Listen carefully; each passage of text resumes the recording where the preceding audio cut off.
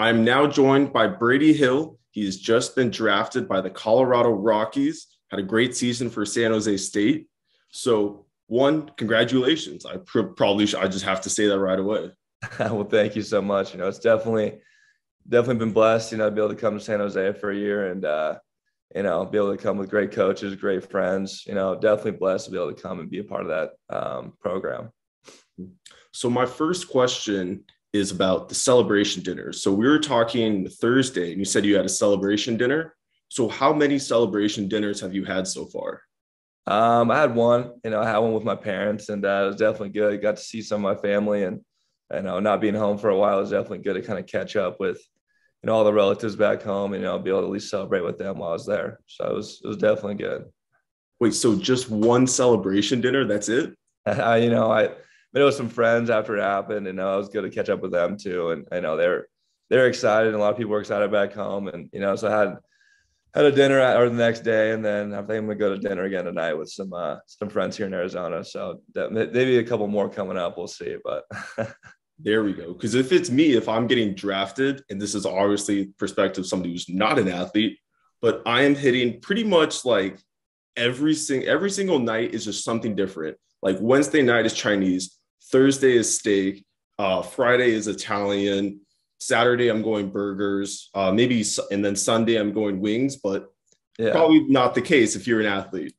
I mean, to me, that sounds amazing. I love, changing my dinners every night. So, that I should be doing that. That's what I should be doing. But, it's good though. Be able to catch up with some family, friends, and, Billy's kind of see everyone before hopefully his career takes off. So. Mhm. Cool.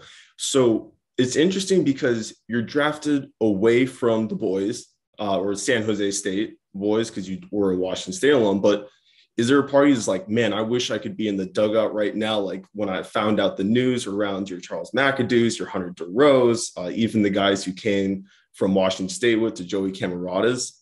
Yeah, it definitely, that was like one of the first things I was like, I wish I could be around, all my teammates and coaches and stuff like that because it was definitely a cool experience. But I love those guys. They all reached out right away, and I was on the phone with a lot of them. And, I just saw Joey actually last night. He's here, and I got to see a couple of them still. So I wish I could have been there with all of them. And I wish I could still be back and be in the dugout and have all that team camaraderie that we had and kind of the family aspect we had. But they're still great guys. They all reached out, and they're amazing. So I can't complain.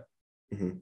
So I know you mentioned hung out with Joey. Are there any trips being planned to hang out with some of the other guys? Because it must be a little sad, like you guys had a great season, but you don't get to spend as much, or you personally don't get to spend time with them because now you're hanging out with the Rockies.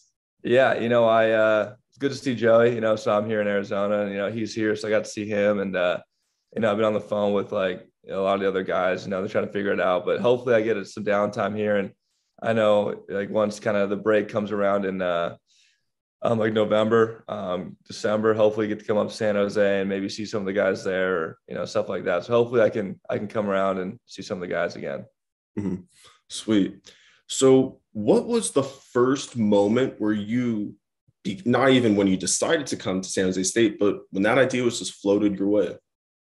I knew I kind of wanted to go to San Jose right away. So once I kind of got in the transfer portal, I knew San Jose was in the call, and I kind of knew it was coming. So Seth Moyer, our pitching coach, called me right away, and my first phone call with him, I was like, I really like this guy. He's a great dude, and he's gonna help me a ton. And I talked to T-Walk, and great dude again. I was like, I really like this program. And then I'm getting on the Zoom with all the coaches, including Flip, and it was amazing. I knew I wanted to go there, and I knew Seth was going to help me a ton from the pitching side of things, and definitely that obviously worked out a lot. So I gotta thank all the coaches a lot for at least giving me the opportunity to come play for them. Mm-hmm. Because I think it's interesting how it felt like half of the Washington State squad ended up becoming San Jose State Spartans. But so who was the first non-Washington State guy that you became friends with? You just had no idea coming in. I mean, when I came in, I kind of heard of Corey Sanchez because he was a buddy of mine at one of his buddies from high school played at Washington State. So I kind of heard of him. I started trying to talk to Corey a little bit because I remember he like right away came and introduced himself. I was like, hey, I heard about you guys from my buddy Grant, and started hanging out with him a little bit. And then, I mean, after that, it was kind of like everyone kind of just fell together at that point. Like the first couple of weeks, we all started hanging out as a team, and it was good. I mean, it was awesome, kind of come together as one. I know I had a couple of classes with Ham, Chuck, and Trevor Ernst right away, right out of the gates. It was kind of cool, kind of get to meet them a little bit more than or everyone else. And but yeah, I mean, after the first couple of weeks, we were all hanging out together. So I mean, it was awesome. Mm-hmm. So how does this all fall in line with you ended up getting drafted? I gotta thank the coaches, and I gotta thank God for what he's given me, and I wouldn't be here without them and the amazing friends, family I have coming like my whole life. I mean, they've always been helping me, and that's kind of, why I'm here. And I'm blessed. I have a blessed opportunity, and I get to say I got drafted. Like a lot of people don't get to say that. I'm truly blessed to say that, and truly happy for everything that's, everyone that's helped me along the way. Because I would not be here without everyone that's helped me. So I really got to thank everyone. Mm-hmm. And now it's kind of interesting because you have the perspective to show other guys on the team, like, if you have a great season, there's a good chance you will get drafted. So what is it like to be the guy who could kind of give some of the other guys advice? I definitely give my advice, and I know there's a lot of dudes on our team that are going to get drafted next year. We got a lot of talent on the team. And I mean, I think there might be some names that surprise us. I think we have a lot of talent, everyone's returning. I think San Jose is going to be freaking amazing this next coming year. I mean, I don't see why, we don't win a Mountain West tournament, make a regional. I don't see why not, and we have the coaching staff to do it. And, I told everyone, I'd help out, and, maybe like some of the pitchers, I said, I'd give my feedback, kind of what's going on in the Rockies, give them some feedback of what, they're telling me to do, with maybe post throw, pre-throw stuff, lift stuff. But they know that they got a good staff over there. They know what they're doing. And, you're going to see a lot of guys come out of that program the next few years getting drafted. So. Mm-hmm. So what is it like to go from a team where you only spent 1 year at San Jose State, so you build all the relationships, and then you have a whole new part of your journey starting where you're meeting even more guys? Is that something that's exciting to you? Definitely exciting. It's kind of coming in now. I get to kind of restart again, which kind of stinks because, I was really close to San Jose, and, I love those guys, but it's also pretty exciting. I get to meet a lot of people from around the country and different programs. I know that I saw a lot of dudes from the Texas organization, Oklahoma, some NAIAs, even got some dudes from the Dominican. And, it's gonna be cool, kind of meet some new people and kind of see what their journey was like to come into the minors, and, how they got there. I mean, they can give me advice too from what their programs gave them, and I can give them tell what our program gave to me. And, I think it's gonna be pretty cool, kind of restart again. Yeah. So final question. I'm just always interested in, was there ever a point in this whole journey, whole odyssey, where you just thought, what, maybe baseball isn't for me, but you ended up grinding through and here you are? Was there ever a moment like that? I don't know if it was ever I didn't want to play anymore or anything like that.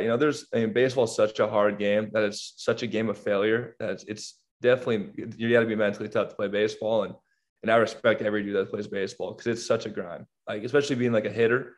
The best hitters in the world hit 3 out of 10. I mean, and that's bad odds. And then as I say with pitching, there's days you got to go out there and you got your stuff and you're feeling good.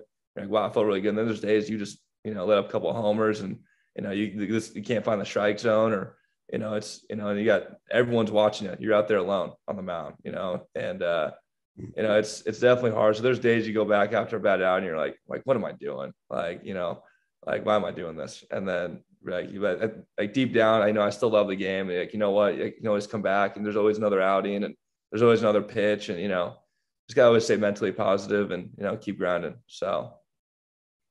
Yeah. And so all that, I mean, it feels like that could apply to anything, but it is so important. I lied. So yeah. So maybe not last question, but just final comment is that it just feels like with being around you guys and just being around baseball in general this past season, you really kind of do have to forget about the previous day, whether you yourself had, went 4 for 4, closed out a game, struck out the side, or if you went 0 for 4 and gave up and, blew a save. It feels like you kind of have to treat every day the same. Yeah, every day's got to be the same. never ride the highs, never ride the lows. You know, I always got to say even keel in the middle.